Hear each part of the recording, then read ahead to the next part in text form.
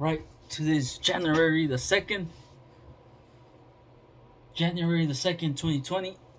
It is approximately 3 p.m. in the afternoon, and we will be doing a continuation reading of the book The Power of One by Bryce Courtenay, Courtenay, or just simply Courtenay, Courtenay, Bryce Courtenay. So we were in chapter 1. Chapter 1 is a pretty long chapter, but as in the first video of The Power of One, I wasn't really able to describe who really is Bryce Courtenay. So here it is. A little short brief on who is Bryce Courtenay. Bryce Courtenay was born in South Africa and received his early education there after spending a year in the copper mines of Central Africa. He completed his education in England. In 1958, he moved to Australia and took a job as a junior copywriter with the advertising firm of McCain Erickson. 4 years later, he was appointed creative director. He moved to J. Walter Thompson and served as a creative director and member of the board until he left to start his own advertising firm. Mr. Courtenay is married and has 3 grown sons. He lives in Sydney, Australia, where he is a creative director with George Patterson Advertising and is also a weekly columnist for the Australian Columnist Weekly News. Now that's Bryce Courtenay, who was born in South Africa and received the early education there. He completed his education in England, and then in 1958 he moved to Australia. So that is a little brief introduction on who is Bryce Courtenay. I'm just gonna say Courtenay. Sounds better. Alright, here we go. Continuation of chapter 1.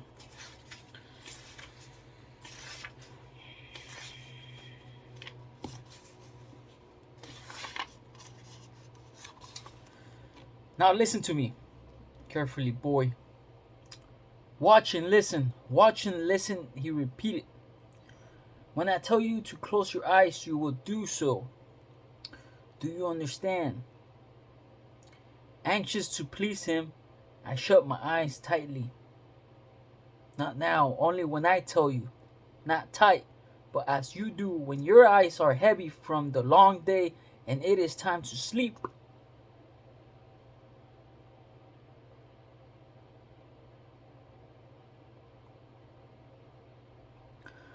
I opened my eyes to see him crouched directly in front of me. His beautiful fly switch suspended slightly above my normal sight line. The fall of horsehair swayed gently before my eyes. Watch the tail of the horse. My eyes followed the switch as it moved to and fro. It is time to close your eyes, but not your ears. You must listen well, for the roaring of water is great. A sudden roar of water filled my head, and then I saw the 3 waterfalls. I was standing on an outcrop of rock, directly above the highest one. Far below me, the river rushed away, tumbling and boiling into a narrow gorge. Just before the water entered the gorge and turned white, I noted the 10 stepping stones like 10 anthracite teeth strung across its mouth. And Cozy spoke to me, his voice soft, almost gentle. It is late. The bush doves, anticipating nightfall, are already silent. It is the time of day when the white waters roar most mightily as water does when it is cast in shadow.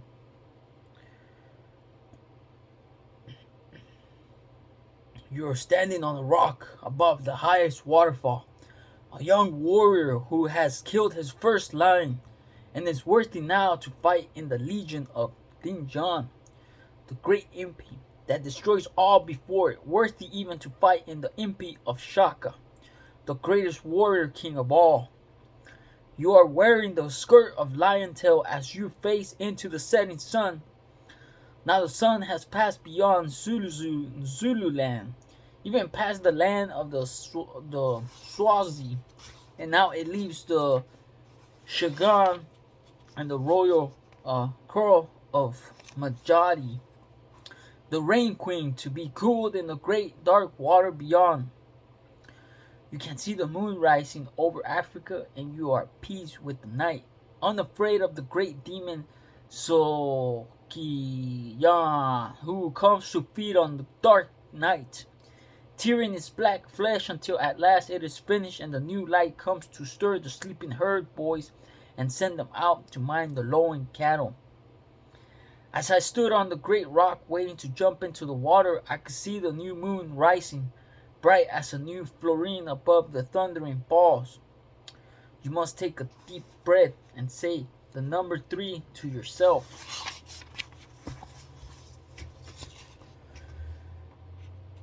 As you leap, then when you surface, you must take another breath and say the number 2 as you are washed across the rim of the second waterfall. Then again a deep breath as you rise and carry over the third. Now you must swim to the first stone, counting backwards from 10 to 1. Then count each stone as you leap from it to the next to across the rushing river. The old medicine man paused long enough for me to work out the sequence he had given me. You must jump now, little warrior of the king. I took a deep breath and launched myself into the night. The cool air mixed with spray rushed past my face, and then I hit the water below, sank briefly, rose to the surface and expelled the deep breath I had taken. With scarcely enough time to take a second breath, I was swept over the second waterfall, and then again I fell down the third roaring cascade to be plunged into a deep pool at the base of the third waterfall. I swam strongly and with great confidence to the first of the great stones, glistening black and wet in the moonlight. Jumping from stone to stone, I crossed the river, counting down from 10 to 1, then leaping to the pebbly beach on the far side. Clear as an echo, his voice cut through the roar of the falls. We have crossed the night water to the other side, and it is done. You must open your eyes now, little warrior. Nkosi Kasi brought me back from the dream time, and I looked about me, a little surprised to see the familiar farmyard. When you need me, you may come to the night country, and I will be waiting. I will always be there. You can find me if you go to the place of the 3 waterfalls and the 10 stones across the river. Pointing to what appeared to be an empty meal sack, he said, "Bring me that chicken, and I will show you the trick of chicken sleep." I got up, walked over to the sack, and opened it. Inside the sharp, beady red eye of the chicken that looked like Grandpa blinked up at me. I dragged the sack over to where the previous circles Nkosi Kasi had made in the dust had been. The old man rose and called to me to draw a new circle in the dirt. Then he showed me how to hold the old rooster. This is done by securing the main body of the chicken under your armpit, like a set of bagpipes, and grabbing high up on the chicken's neck with your left hand so that its featherless head is held between 4 fingers and thumb. Getting a good hold of its feet with your free hand, you dip the chicken toward the ground at an angle of 45 degrees while squatting on the ground with the chicken's beak not quite touching the rim of the circle. The beak is then traced around the perimeter 3 times, whereupon the bird is laid aside in the circle. The old man made me practice in 3 times. To my amazement and his amusement, the old rooster laid within the circle docile as a sow in 1 month. To bring the chicken back from wherever chickens go in such trying circumstances, all I needed to do was touch it and say in a gruff voice, "Chicken sleep, chicken wake. If chicken not wake, then chicken be ate," which is, I suppose, a pretty grim warning to a chicken. I did not ask Nkosi and Kosikasi how a Shigan chicken could understand Zulu, because you simply do not ask such questions of the greatest medicine man in all of Africa. I was yet unaware that this chicken was pretty exceptional, that the ability to understand a couple of African languages was probably not beyond him.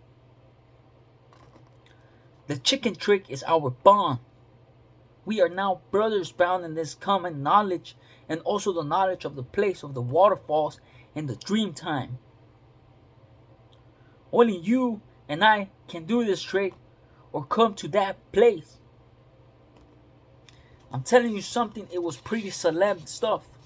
With a yell across the farmyard, the old man calls for his driver, who was asleep in the back of the Buick. Together we walked toward the big Buick. "You may keep this chicken to practice on," Nkosi said as he climbed into the backseat of the car. As if from nowhere, the car was surrounded by field women who loaded up the trunk with the tributes they brought the previous day. Nanny landed the old man as a small square of brightly colored cloth, into the corner of which were knotted several coins, and Kosikasi declined the offer of what was for Nanny 2 months' salary. "It is a matter between me and the boy. This place is on my way to the Malatasi River, where I go to see Majati, the Rain Queen." He stuck his head out of the rear door window and gazed up into the sky. "The rains have not come to Zululand, and in this matter, her magic is greater than mine. The rains had been good north of the Drakensberg mountains, and now Nanny grew fearful as she asked for news of her people. The fields are plowed 3 months, and the seed maize is ready in the great seed pots. But the wind carries away the soil as we wait for the rains to come." The old man sighed. Nanny translated the news of the drought to the woman. Drought is always news to be shared among the tribes. The women broke into the lament, doing a shuffling dance around the Buick and singing about the great one who brought the rains, gave barren women the sons they craved, and cured the bite of snakes, even of the great snake, the black mamba. Nkosi and Kosikasi stuck his ancient head out of the window and again shook his fly switch impatiently. "Begone with you, you stupid old crows!"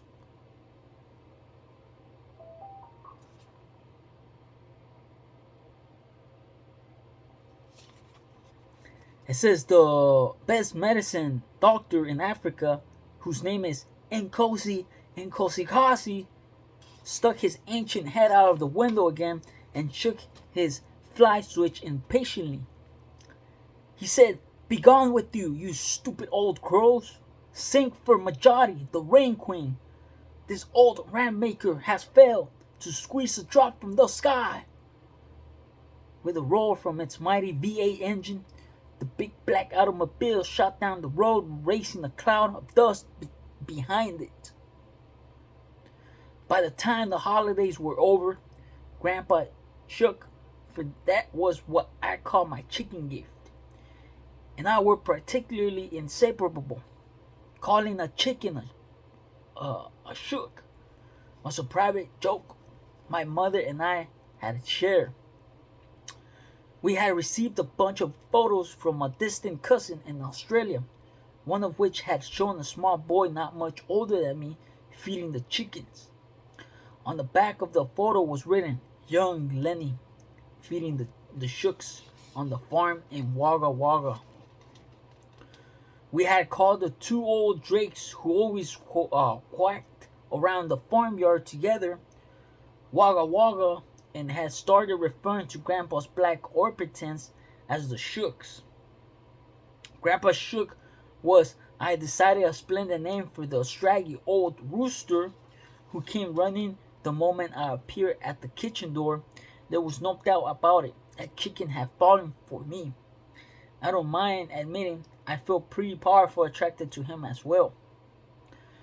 We practiced the chicken trick for a couple of days, but he got so smart that the moment I drew a circle on the dust, he stepped into and settled down politely. I think he was only trying to be cooperative, but it meant that I had lost all my power over him. Grandpa Shook was the first living creature over which I had held power, and now this not so dumb cluck had found a way of getting back on even terms, which was damn annoying if you ask me. Now this is page 18 of chapter 1. Next chapter is chapter 2. Keep in mind, this was 18 pages for chapter 1. Yeah. This is page 3. Now, it took 1 hour just to read chapter 1, right? And so far, chapter 1 is talking to us about what went on in PK's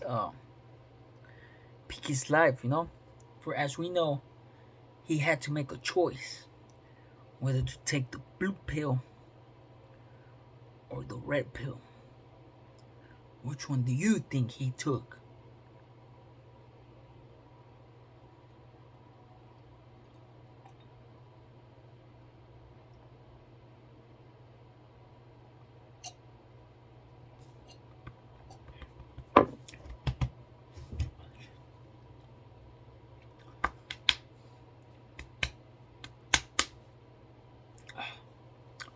Damn, almost choked there. Anyways, that was chapter 1 from the book of The Power of One. Make sure you stick by to read all 24 chapters of this book. See, look, this book has 24 chapters. Again, when I read a book, I always start from the back. I already read the whole book. I'm just reading it to you because you are the audience. And I really like reading. It strengthens your vocals to become a better speaker. And chapter 24, look at that. That's 24 chapters, right? And look how many pages it will be. 493 pages of reading. And keep in mind, this book doesn't have any pictures, man. It's just words, alright? So stay tuned. I'll be reading all those 493 pages. But I gotta keep stopping the video because my phone apparently can only record 32 minutes. I have to upload it to YouTube and then delete that gallery video from my physical phone. Delete it because once it uploads to YouTube, it doesn't matter if you delete it from your phone or not. It's already uploaded into the matrix. Yeah, the matrix. All right. Until next time, this is your host, Maximilian Jr. I say Jr. because my dad had a father whose name was Maximilian. Actually, his great grandpa, not my dad's dad, but the 4th generation guy's name was Maximilian. He was the original Maximilian. I'm the junior Maximilian. Which, by the way, Maximiliano in Spanish is Maximiliano with only one X. I decided to put three X's just to try to be the new triple X, you know? Anyways, until then.